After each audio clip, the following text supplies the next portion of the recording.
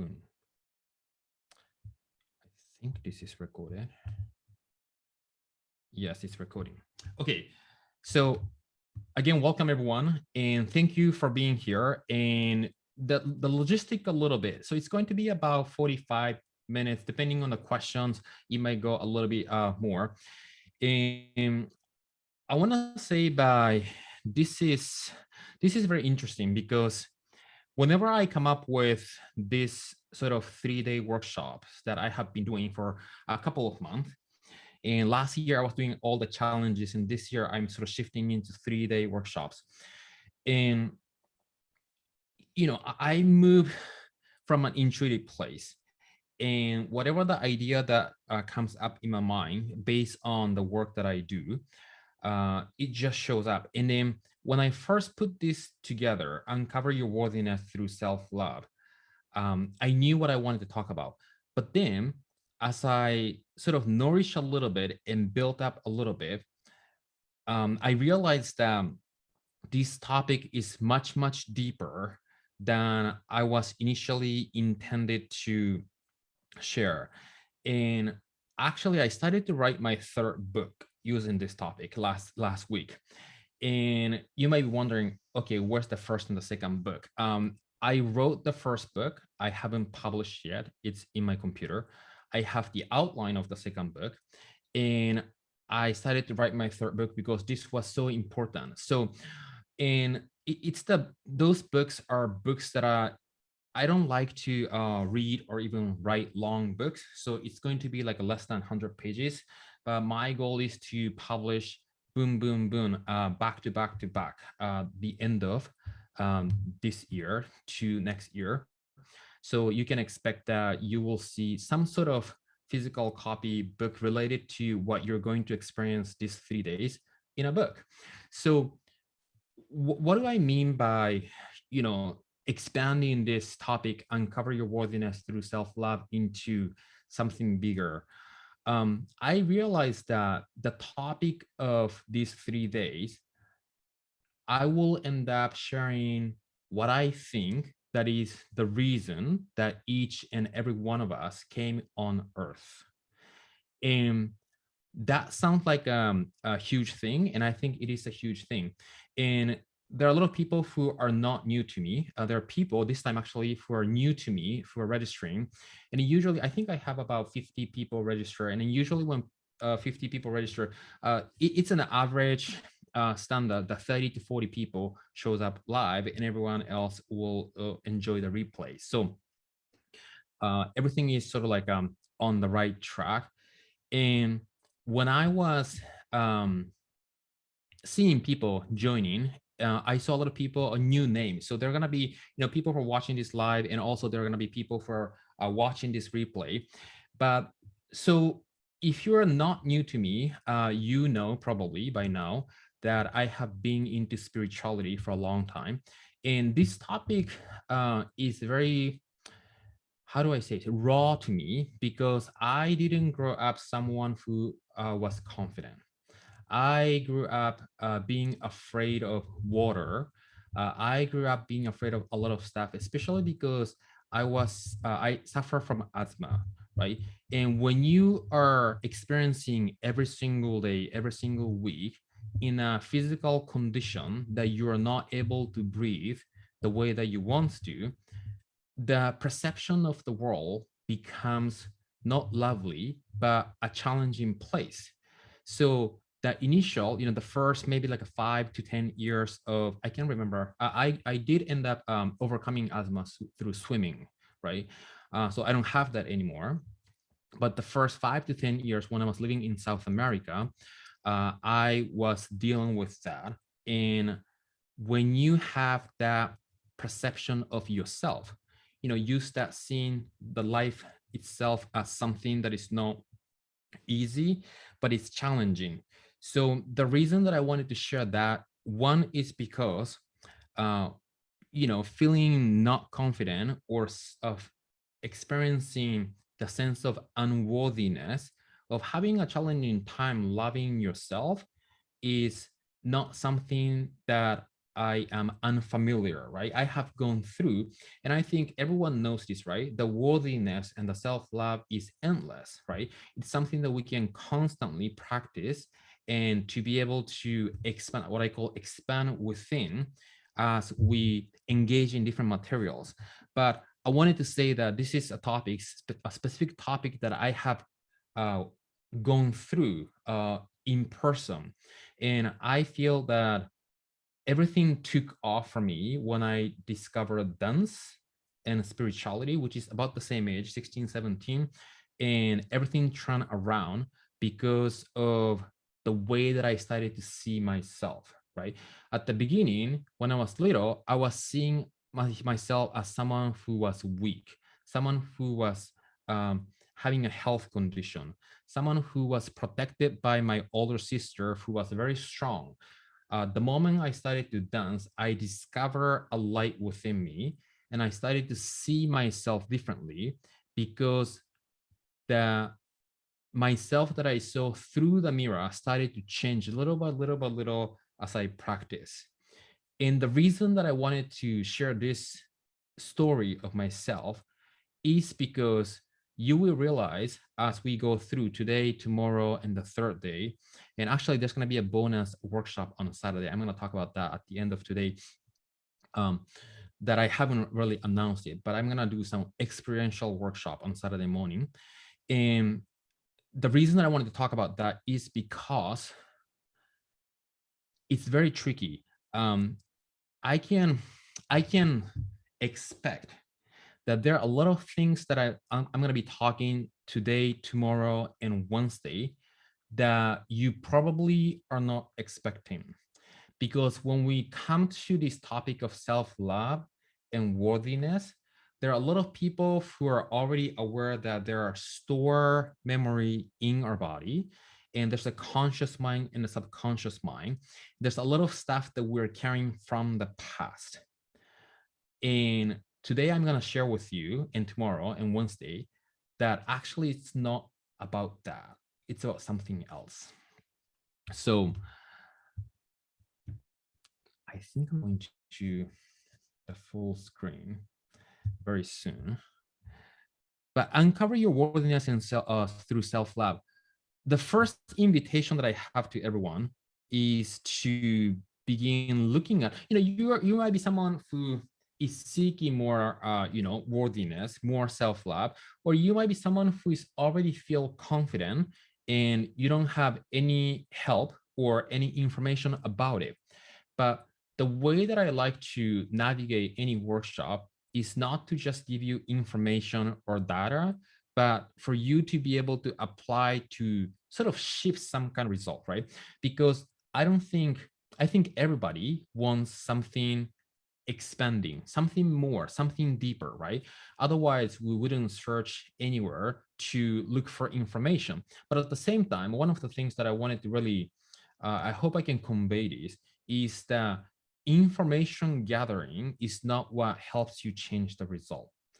And I think, and I'm going to say this multiple times throughout the day, tomorrow and Wednesday, because I don't think many people understand what that really means. It means that reading a book will not change your life. It means that going to YouTube and check the information will not solve anything fundamentally. It means that when you go to Google and search something for you to learn more, that's not going to change anything at the subconscious level. That's what it means. All the answers that we're looking for is one Google away, one YouTube away, one book away. There are a lot of things that we have habitually control that is making us move the way we move automatically every single day, right? So that could be the thinking patterns that we have, the sense of doubt that we are subconsciously creating all the time, the way that we see ourselves, which is the main topic that we're going to be talking about today and tomorrow. So one invitation that I have today is, what is the outcome that you want to see differently in your life? What is the one outcome that you want to see more of or see differently?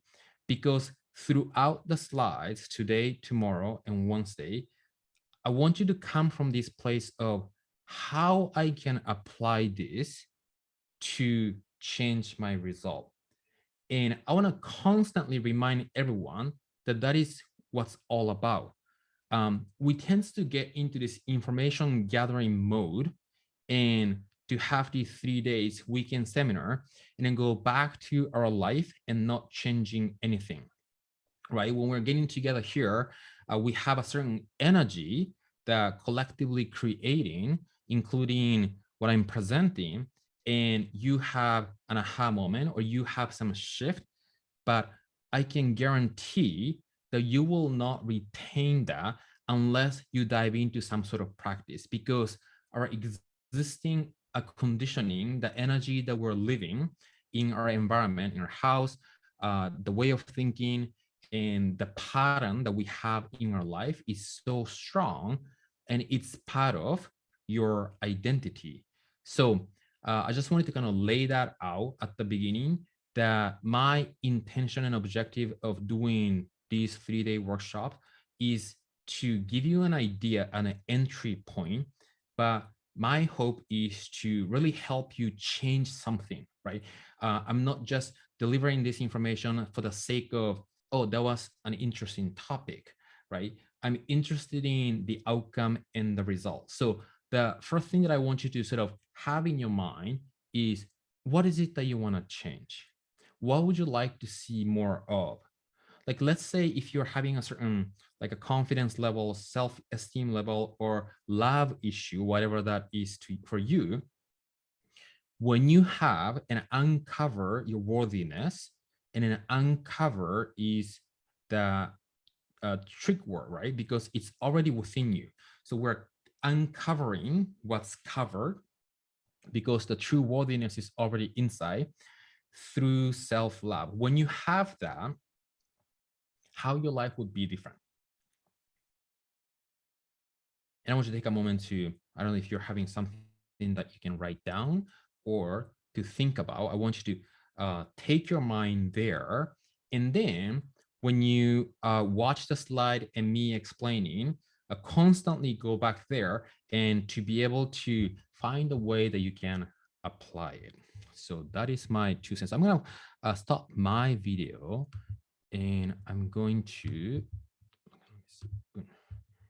and I'm gonna give everyone, sorry, I was just reading some of the chat. I'm gonna give everyone a chance to ask question via the chat at the end. So I'm gonna go through everything. Okay, so here, oh, hold on, sorry. Let me close this chat because it's interrupting that view. Okay, right here. So today, the day one is about how the mind works. And another invitation, because I know many of you for here have been to some of my workshops or might have heard something related to what I'm going to talk about, right? I want you to listen to and watch what you're seeing as if this is the very first time that you're hearing this. And the reason that I want to set that tone and stage is because the moment you start saying to yourself with the internal dialogue that, oh, I already know this, you start blocking the possibility and opportunity to listen to deeper what I'm going to say right after that. Does that make sense? So imagine that you're a pure baby who doesn't know any information, and you're receiving this information in a way to uncover your true worthiness through self-love. So that's my invitation. So day one today is on how the mind works.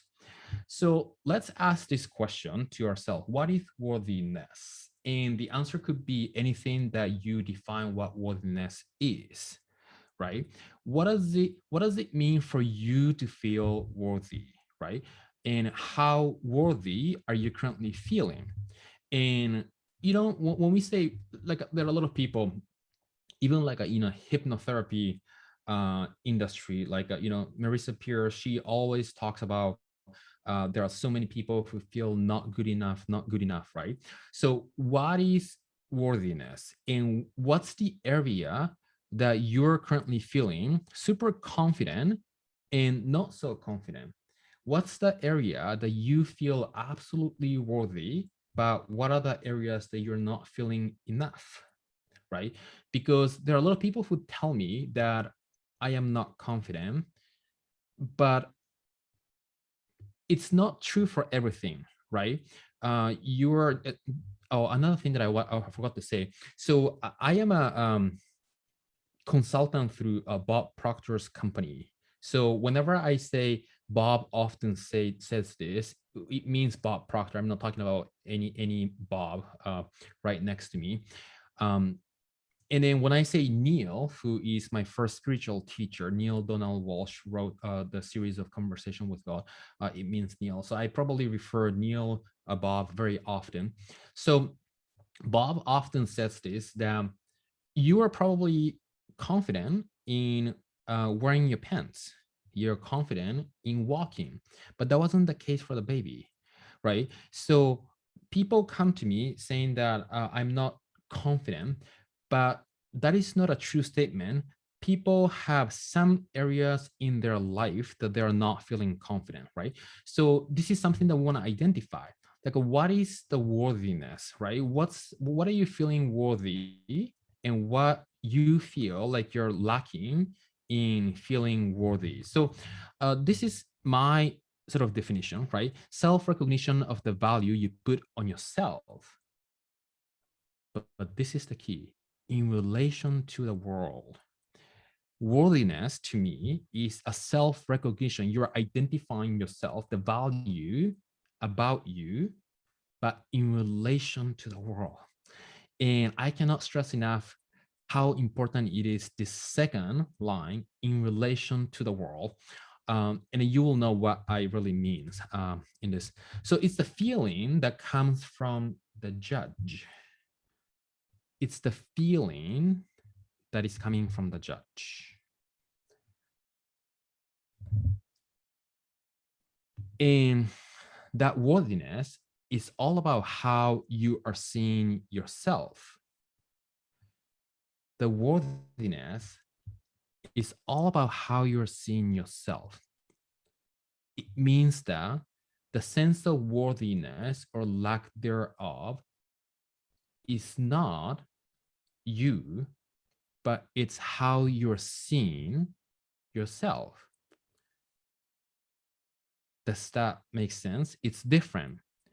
It's the judge, right? Who is judging? There's somebody inside of you who is judging about you, about the worthiness. It is not you that is worthy or not worthy, but it is the one who is seen in a certain way. So the self that judges and how you see you, right? And that is just another thought. The sense of worthiness is just another thought.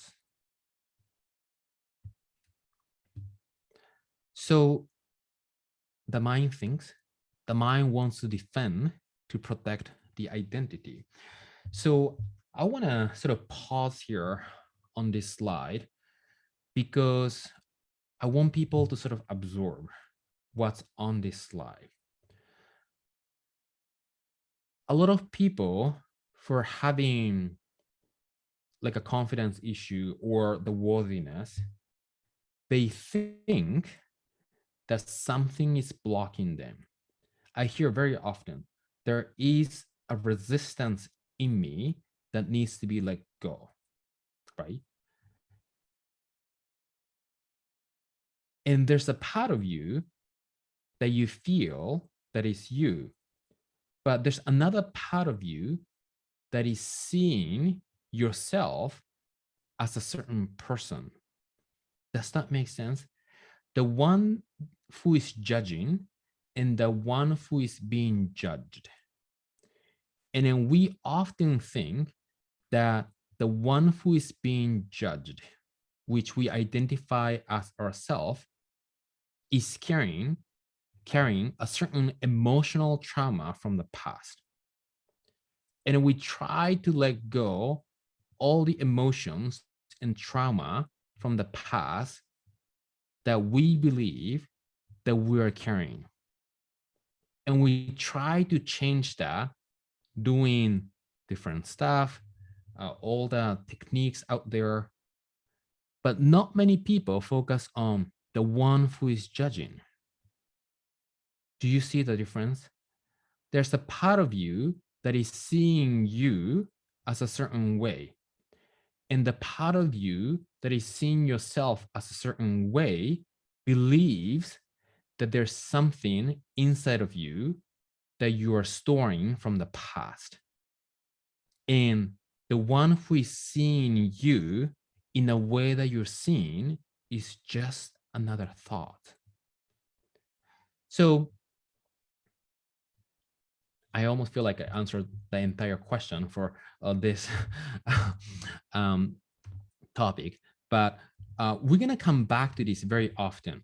We're going to come back to this very often. So I just want you to sort of think through what I am intending to explain.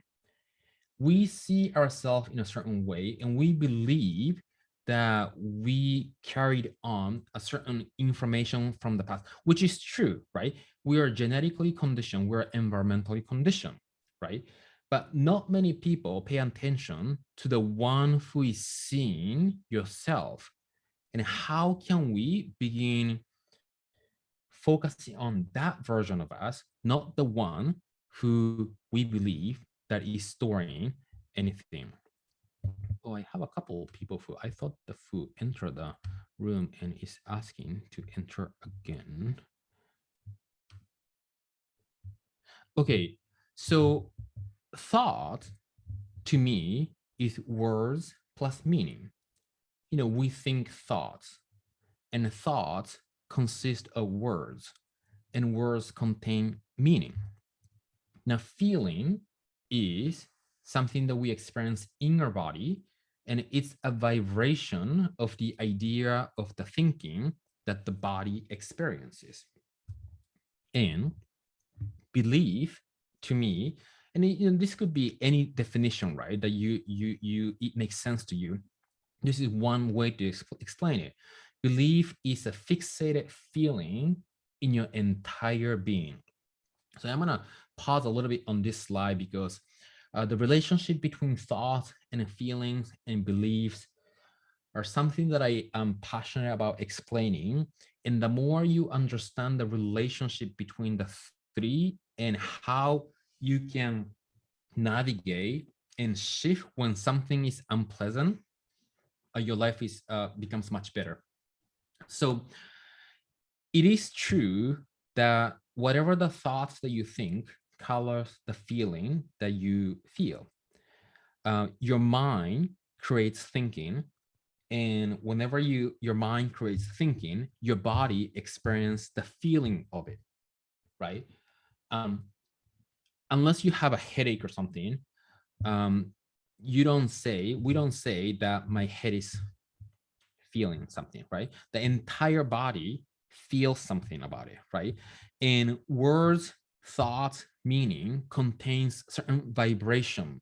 And if you're newer to this topic, you know, the body consists of massive molecules vibrating in high speed when you look at from a microscopic level, right? And we're talking about consciousness and energy, and everything that exists in the physical material world contains certain energy. And consciousness is the non-physical dimension, and thoughts are part of consciousness.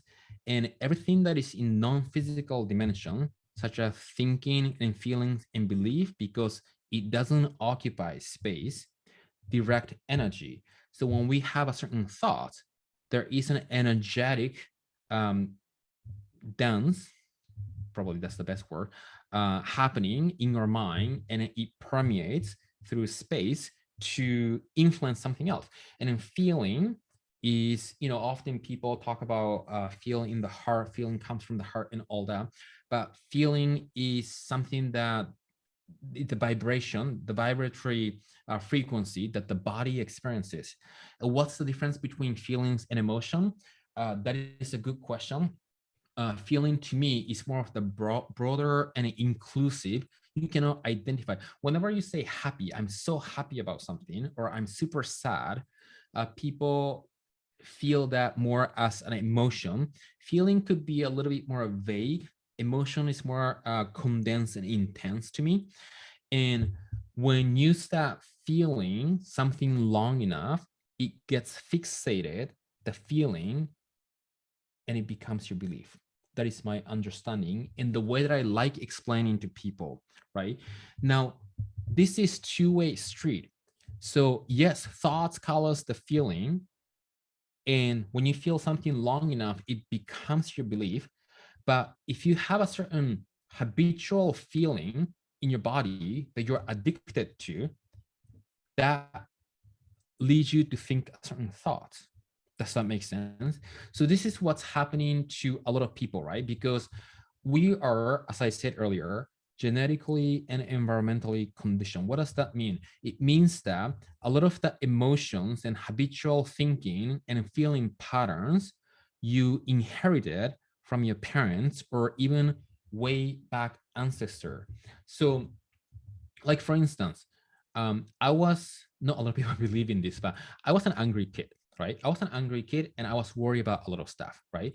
And when I started to learn about all this, how your thinking patterns and feelings and emotional patterns that were conditioned to live, which we don't know where it came from, those are information that we receive from someone around us before the age of 6 and 7, because the subconscious was fully open, right? And then until the conscious mind started to develop, we didn't know how to reject information, right? So that's about the age that we form a conscious mind, age of 7. So the pattern that I experience being an angry kid and worry about something all the time, I can see my parents in me. Does that make sense? So whatever the tendency that you might have, the thinking pattern or the emotional tendency, you are receiving from somebody in the past, genetic and environmental conditioning. Now, the bad news is that if you don't know that that is coming from somebody else, and if you don't know that that is sitting and being in your subconscious mind all the time, that is going to control you for the rest of your life. But the good news is that if you know that that is just an information and it's not you, the thoughts that you think, the feelings that you experience and beliefs that you have, they are not you. And I'm going to go into this more tomorrow and especially Wednesdays. But the mind thinks, right? And the mind that you think is not you. And if you're hearing this thinking, what are you talking about? I want you to sort of keep it open-minded with it, right? The thoughts that you think is dynamic and fluid, right? You can think any thoughts you want to think. Does that make sense? You can think any thoughts you want to think. And if you think a certain thought consciously, you will start feeling differently. And when you start feeling about you differently because you're choosing to think a certain thoughts over and over and over, you start believing about you differently, right?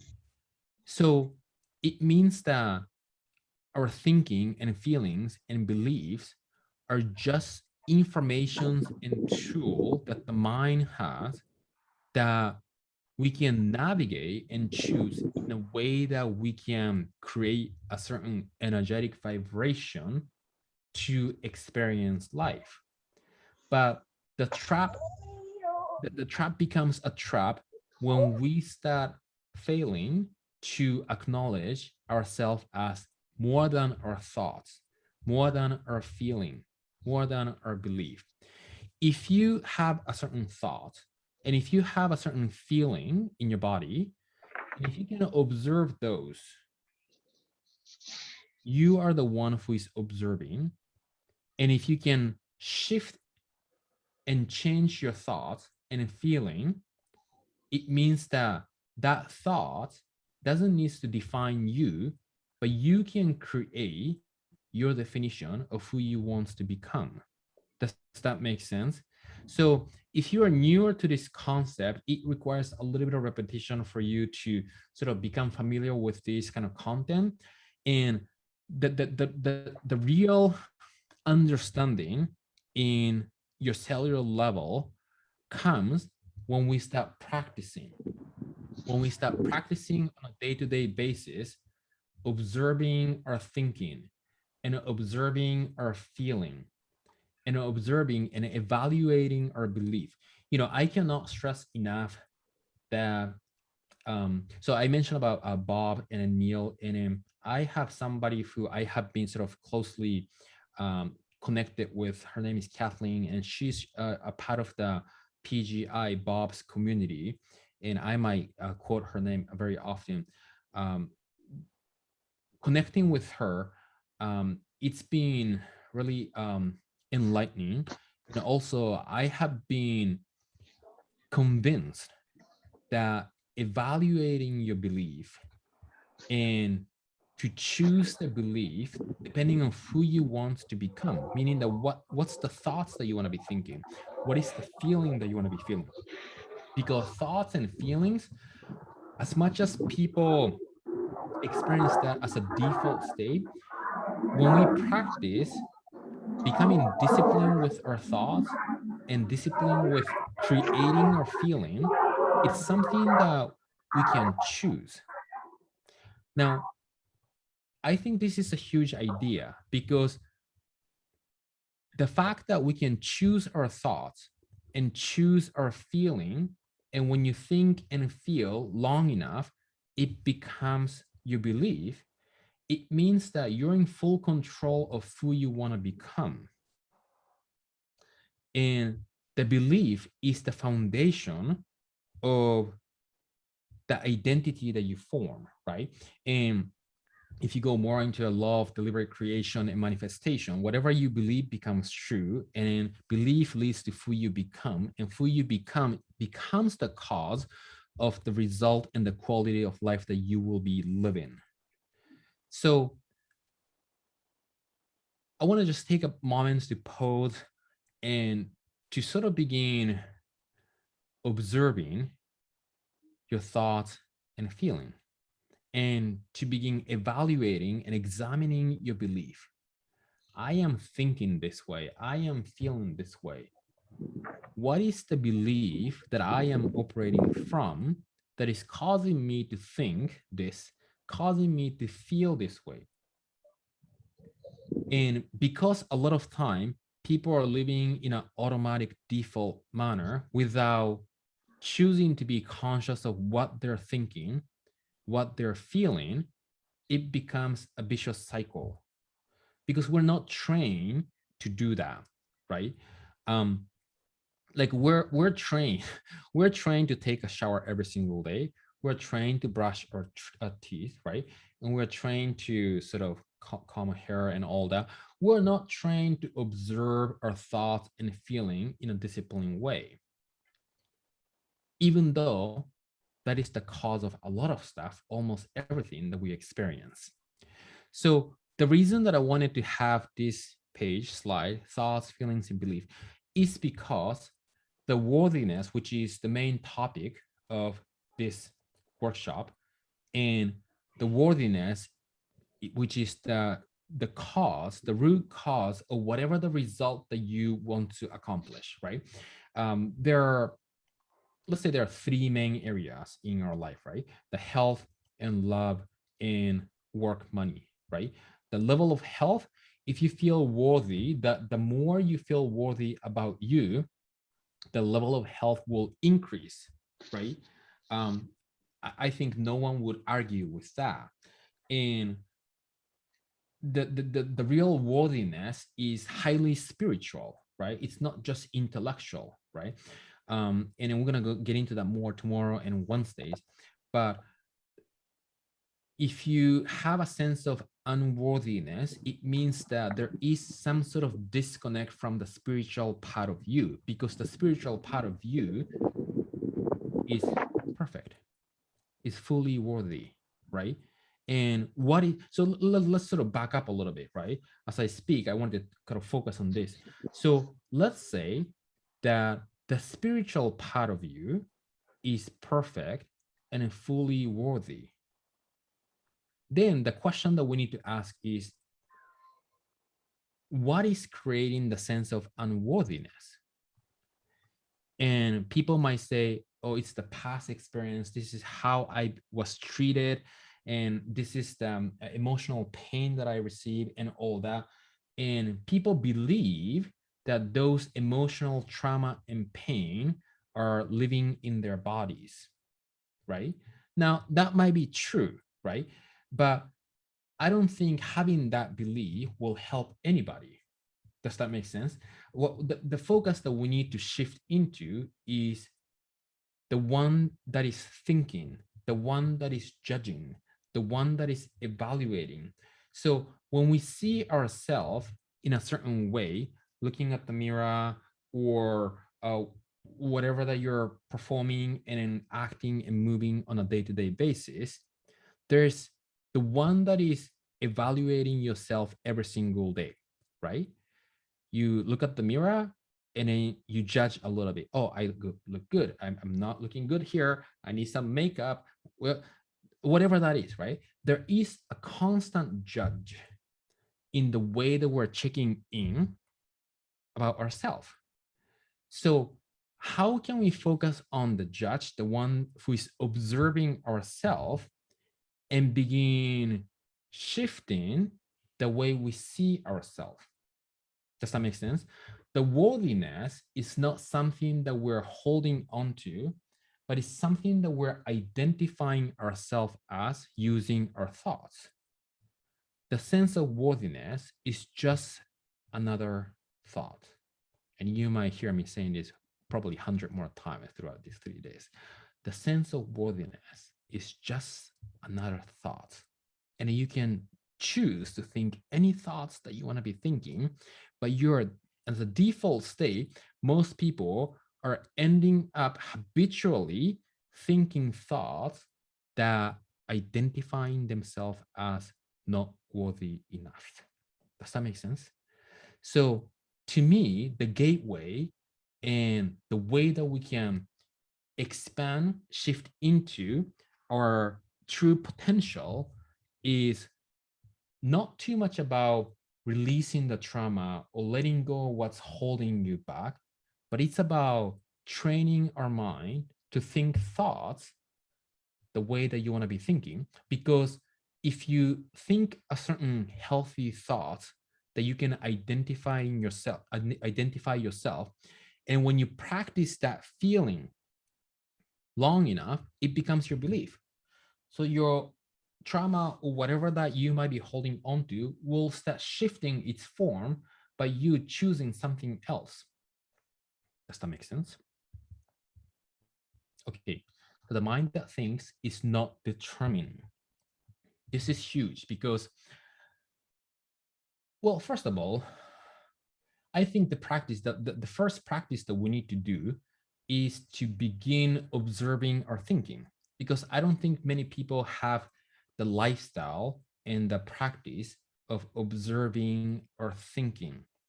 We are constantly telling something to ourselves all the time. And it is by law, the law of nature, that if you are not saying something empowering, you more than likely telling yourself something disempowering, right? So, and then the mind that think is not determined, what it means is that by creating that space of noticing what thoughts you might be having, by you judging yourself and identifying yourself as something, you can begin creating a different thought. By creating that space, you can begin forming a different thought that you can feel much more empowered, right? And another layer of this determining is that because a lot of people think that, yes, of course, I am genetically determined that I am Japanese, and probably I will not grow any taller, right? But a lot of the psychological stuff, the thinking patterns and feelings and emotions and belief is so dynamic and fluid. It's just like your name. That's what I say very often. Your name is not determined. If you love your name, that's great. And your name has a certain feeling because you have been identifying yourself as your name.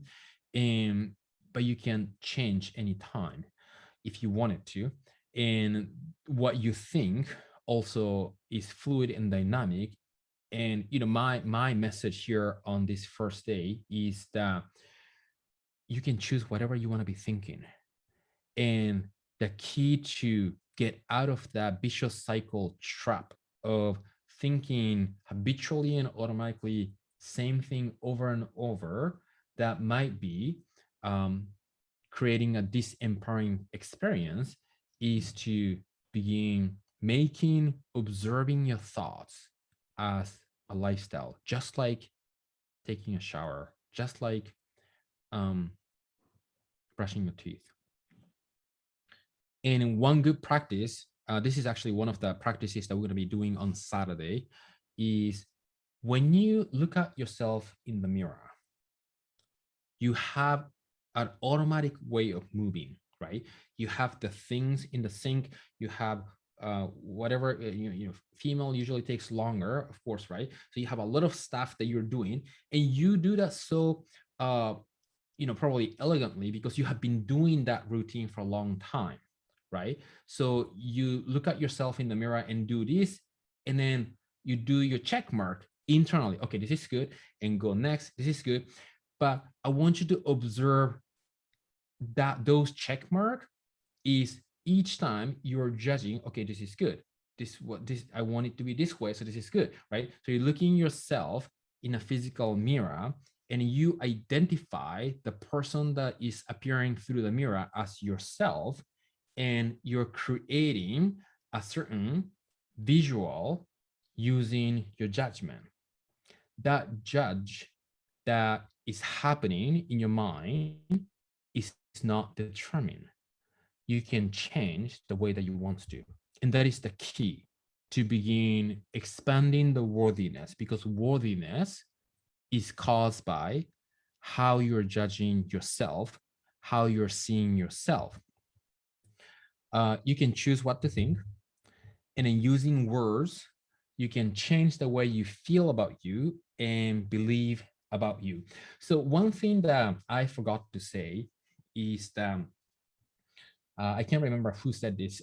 Some of you might know this, but our identity is relational, right? So how we see ourselves and how each one of us identify ourselves requires somebody else. And there's a lot of people who sort of talk about judgment, and people who are afraid of what others are thinking of them, right?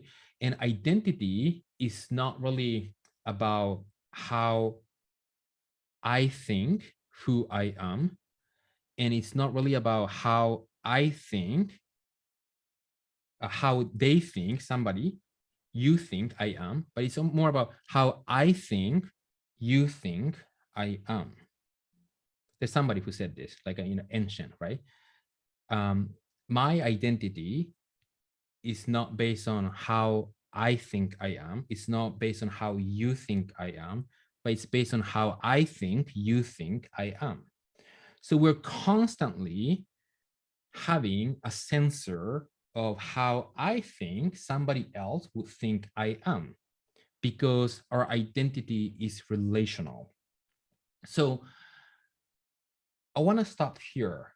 The first day, my goal is to sort of help you understand how the mind works.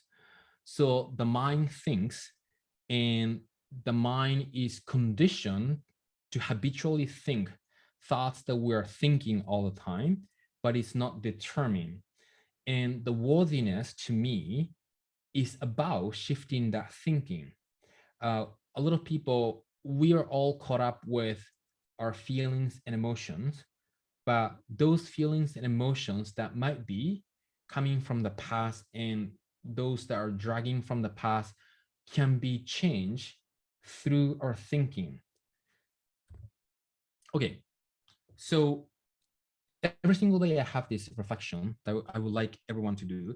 And I highly suggest to do this immediately, or at least the latest that next day, because doing this work is going to help you shift. So number one, what I would like you to do is to identify the internal narratives that frequently show up within you that you want to eliminate.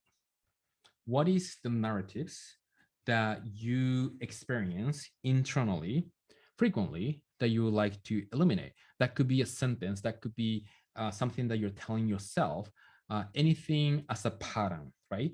And then number two, notice who is judging and who is being judged. Who is saying this to who? To have this sort of third person perspective. And then number three, realize that it's not the one who is judging, being judged, that needs to be changed. So many of us are so focused on changing the one that is being judged, but it's the one who is judging that needs to be changed. Does that make sense? Okay. That is the last slide for today. Okay, here it is. I am going to stop the share. And I'm gonna open up the question for maybe like a 5 to 10 minutes. And it's up to you. If you want to unmute and ask a question, you're welcome to do so. If you feel like it's more of your style to use the chat box, that is also welcome to do so. Any question, any aha moment, any insights, any sharing?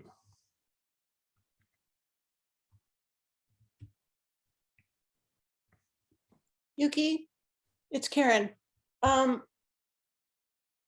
we've Karen? been, I've been working on this stuff with you for a long time. Sometimes, I think this is probably true for most people, you sort of feel like you take 2 steps forward, 1 step back.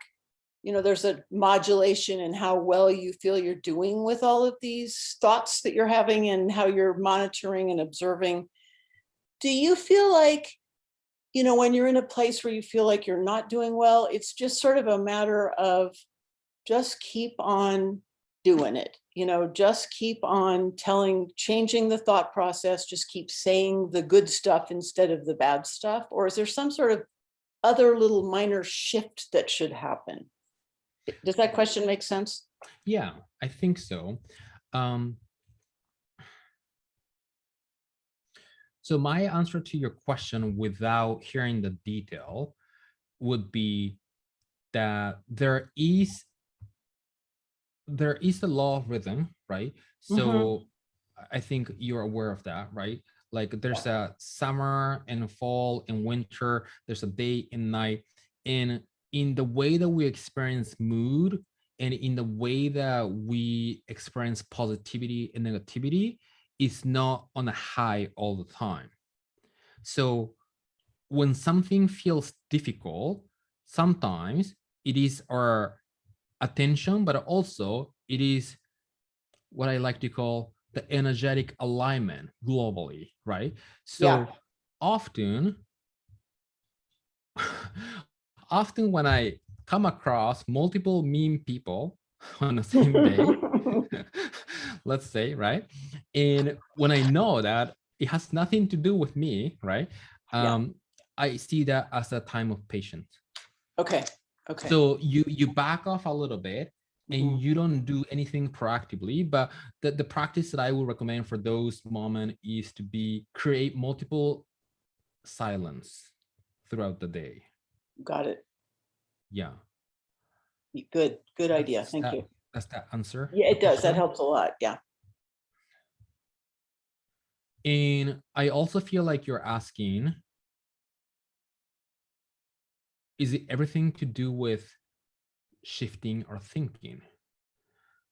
I think it has everything to do with observing our energy, including our thinking and also feeling. And I'm not saying that we don't need to do anything with the feeling or the store emotions, whatever, right? But my goal of this day one was to help people shift the attention completely, right? It's not about what's happening inside of you or the resistance that you're having, but how you're seeing yourself. That observer and the judge is what needs to change the narrative. Um, yeah. And I think the more you connect, and this is more of the topic of day 2 and day 3, the more you connect with the idea and the embodied experience that you're more than the physical body and you're more than the thinking mind. You are a spiritual being having a physical human experience. The more you can connect with that feeling and the state of being, um, small negativity stop bothering us. It's just what it is. I hope that gives you a little bit of something. Anybody else?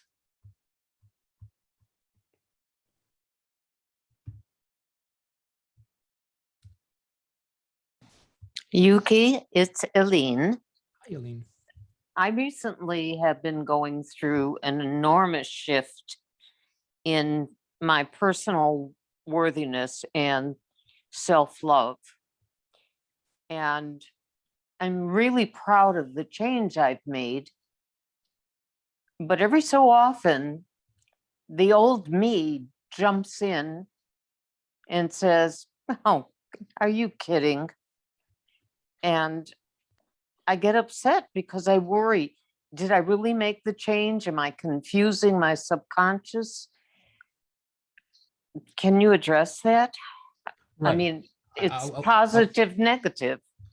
Yeah. And I almost feel like, is that something similar experience, Karen? Because I feel like that's what you're also talking a little bit. I think that is an excellent question that everyone might be curious about what my answer might be.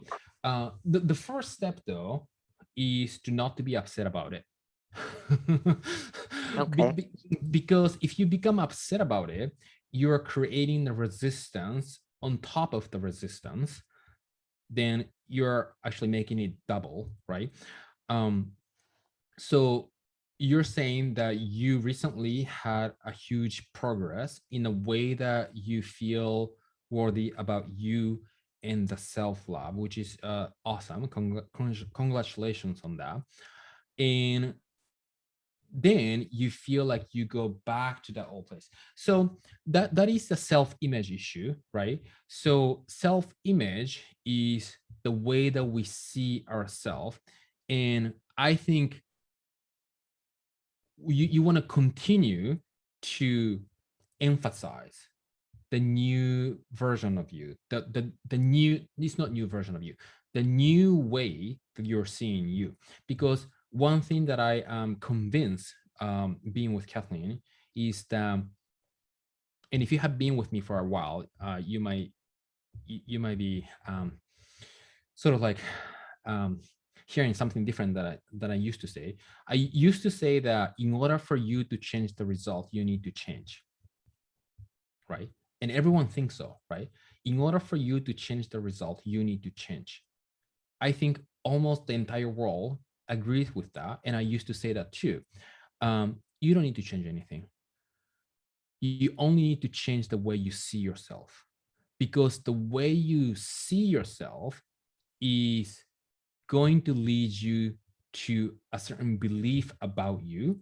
And when your belief changes, everything starts shifting. When if there's one thing that we need to focus on, is to change the way we see ourselves.